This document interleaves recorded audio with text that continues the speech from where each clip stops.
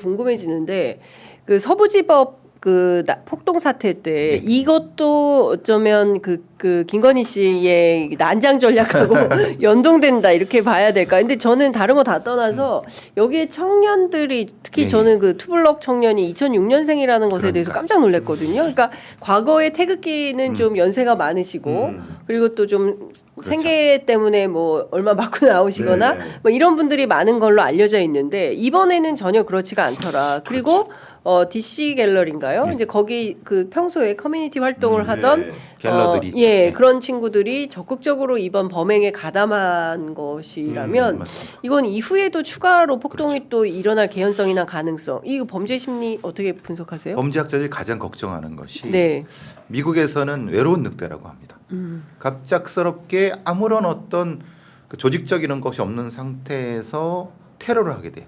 미국은 총기가 있으니까 테러를 해버리고 유럽에서도 외로운 늑대들이 갑작스럽게 뭐 테러를 하는데 이게 이제 사이버 공간을 만나서 이게 사이버 늑대라는 개념을 쓰는 그냥 독립적으로 조금씩 있다가 특정한 형태로 고무각성된 집단들이 갑자기 세력화되는 그렇다 다시 또 흩어지고. 근데 누군가가 무엇인가 좌표를 찍어주죠. 그게 갤러일 경우도 있고 특정한 교회의 누구일 수도 있고 그럼 거기에 사람들이 모이는 것 같으면은 확 모였다가 사라지는 이걸 사이버 늑대라고 합니다. 사이버 늑대들이 이런 형태 근데 거기에 특히 위험한 것이 불을 지르고 아니면 특정한 폭력을 유도하는 것이 이런 어떤 현상에서 매우 자극이 큽니다. 특히 그런 형태가 20대, 10대들한테 큰 자극을 하거든요. 보통 그걸 이제 저희는 방화광 현상이라고 해요. 방화광. 방화광? 광광. 말하자면 불을 한번 지르면은 그 불의 불꽃이 눈에 들어와서 눈빛이 변한다고 합니다. 그래서 그것을 따라서 불나방처럼 쭉 들어가는 거죠. 서부지법 현상을 딱 그 현상으로 표현하는 거죠. 불을 지르려고 하고 또 뭐 하느냐면 피를 보면은 똑같은 현상이 나타난다고 합니다. 심리적으로. 그러니까 그것을 아마도 그 사람들은 너무 잘하는 것 같아요. 그걸 유도한 사람들은. 그래서 그것을 지속적으로 좌표를 찍었던 것 같아요. 그러니까 누가 배후? 그러니까 분명히 그것을 계속 한 달 전부터 계속 좌표를 찍은 사람들이 있는 것 같아요. 그 증거는 경찰이 추적하고 있는 맞습니다. 거고. 그러니까 그런 심리적인 어떤 과정을 잘하는 누군가가 있는 것 같아요. 이건 음모론이 아니다. 그 말씀을 이어받아서 말씀드리면은 DC 인사이드 미국 정치 갤러리라는 데가 있다고 합니다. 거기 보면은 사건 발생 119 폭동이니까 사건 발생 사흘 전 16일 오후 8시 30분쯤에 어떤 글이 올라오냐면은 서부지법의 담벼락 사진과 함께 담이 낮아가지고 내 머리보다 낫다. 이런 식의 이제 찍는 것이고 그 이후에는 후문으로 가서 담 넘고 가면은 경찰 스크럼도 깨버릴 거다라는 글이 올라옵니다. 그 얘기는 뭐냐면은 기본적으로 이 당시에 폭동에 가담한 사람들을 부추기고 뭔가 땔감을 제공한 사람들이 분명히 존재한다는 것이고 그리고 국민의힘 비대위 갤러리라고 또 있다는데 거기도 보면 18일날 전날이죠. 오후 8시쯤에 공수처 차량, 차종과 차량 번호까지 이제 찍어주지 않습니까? 그건 뭐냐면은 기본적으로 이 사태라는 것들을 부추기고 모의까지 봐야 될지 모르겠지만 그런 사람들의 심리를 적절하게 이용해서 불을 태우는 사람들이 분명히 있었다는 거기 때문에 경찰의 수사라는 것은 이 배후 세력을 규명하는데 향후 집중돼야 한다고 보여집니다. 상당히 법적인 지식이 높은 사람이라고 봅니다. 왜냐하면 이게 법적 지식이 높은 사람이다. 소요죄라든가 집단의 폭동의 법적인 부분에서 약간 구속 요청이 미치지 않게끔 계속 퍼뜨리는 수법을 쓰거든요. 그러니까 정확히 어디로 가세요, 뭘 하세요라고 하지 않고 담이 낮은데 이거 넘어갈 수 있는데 라고 툭 던지는 전략은 대단히 이런 어떤 이걸 소유죄 구속 요소로 해야 돼? 애매해요.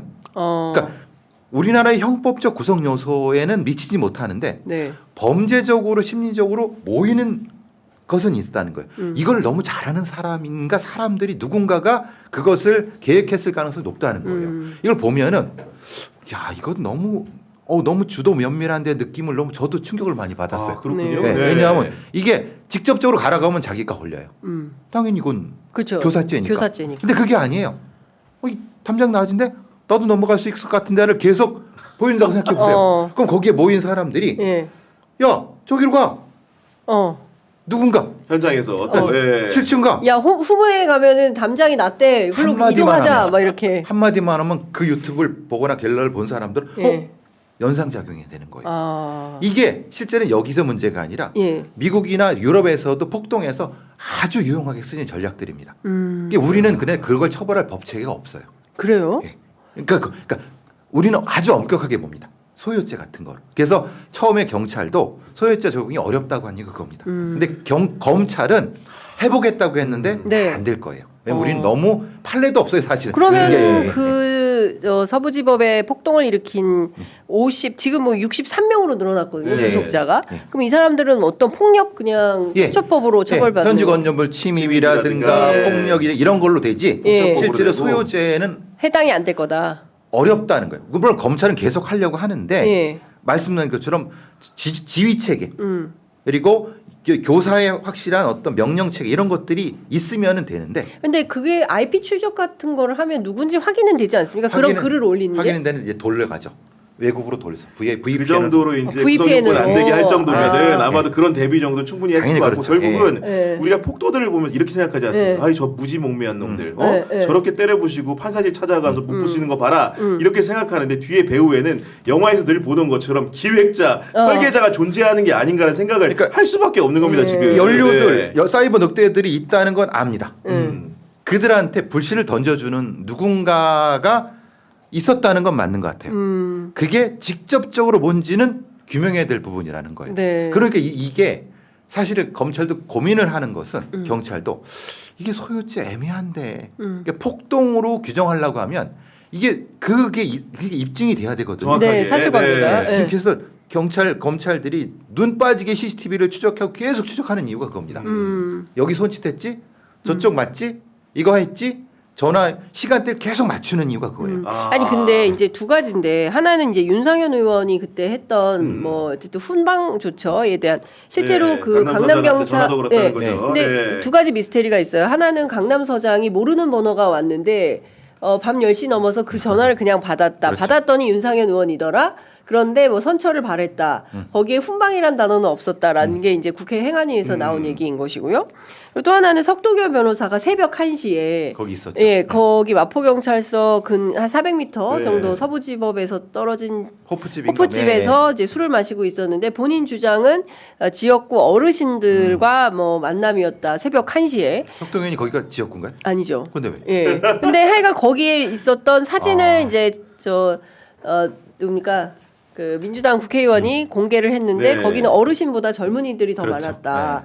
근데 이제 그러면 물론 이제 이분들을 뭐 배우라고 특정할 수는 없지만 이분들의 행위에 대해서도 최소한 경찰 조사나 뭐 이런 게 필요한 건 아닌가? 그렇죠. 왜 그때 그 네. 시간에 가 있었는지. 그 사람들이 가지고 있었던 핸드폰의 IP를 추적하고 위치 와이파이를 추적해서 어떤 동선이 구성되는가. 사실 뭐 수사 기법 위반 점을 찍어서 네. 모였다 이걸 계속 추적을 합니다. 그 사람들하고 네. 네. 왜냐하면 그 와이파이라든가 이런 거 위치 추적을 해갖고 네. 이 점에 일정 정도가 모였다. 그러니까 그게 되면은 실제로는 이게 조직적으로 움직였다는 것이 규명이 되거든요. 네. 경찰 일부는 그걸 하고 있다고 알고 있는데, 그러니까 만약에 되면은 석동이라는 사람이 거기서 무슨 얘기를 했는지를 알 수는 없다 하더라도 그 사람에 의해서 그 집단이 움직였다는 건 규명해낼 수가 있죠. 그리고 덧대서 말씀드리면은 네. 그 사랑제일 교회 특임 전도사라는 그렇죠. 분이 그 JTBC 영상에 네, 찍혔다는데 맞아요. 실증에 그 영장 판사방을 부수고 들어가는 발로 차는 거 다 장면에 나왔죠. 봤더니 네. 그 증거가 정확하게 이제 딱 찍혔는데 이분 같은 경우 출신 성분이 이렇다 보니까 많은 의혹을 갖고 있는 거 아니에요. 그리고 그 정광훈 목사 같은 경우에는 트럼프 취임식에 참석했다가 버젓이 또 공항에 유유히 입국해서 네, 기자들 잡아가려면- 불러놓고 기자회견까지 합니다. 잡아가 예. 뭐라는 식으로 하는 겁니다. 쉽게 예, 얘기해서 맞습니다. 그런 상황이기 때문에 예. 경찰도 아마도 독이 오를 대로 좀 올랐을 겁니다. 그렇죠. 경찰에 네. 4명이 중상을 입었어요. 9명 다치고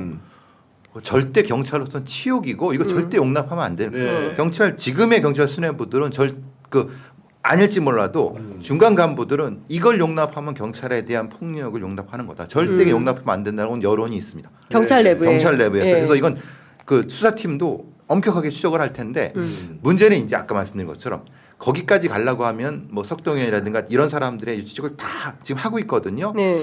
좀 안타까운 부분이 있습니다. 조금 더 시간이 더 주어지면은 네. 이제 규명이 가능할 텐데, 근데 지금 이걸 명확히 해놔야지 이런 류의 폭동을 유발하는 자들을 좌절시킬 수 있습니다. 네. 이거를 규명 안 하고 이들 넘어가면은 똑같은 일이 다음에 똑같이 벌어질 수 있어요. 왜냐하면 똑같은 일이 어디서 벌어질 거냐 이미 예고가 돼 있죠. 헌재입니다. 그렇죠, 그러니까요. 맞습니다. 예. 헌재에서도 월담 시도라 체포가 됐는데 네. 결국은 법원에서 영장이 발부됐다고 항의했는데 만약에 헌재에서 파면 결정이 내려져 보십시오. 무슨 짓을 벌이겠습니까? 그렇죠. 만약에 네. 파면 네. 결정이 임박했다는 일주일 전에 그걸 못하게 하기 위해서 이 짓거리를 똑같이 한다고 하면은 이건 국가의 헌법이 정지되는 거죠. 그렇습니다. 그러니까 이거는 반드시 처벌을 해야 되고 반드시 수사가 돼야 돼요.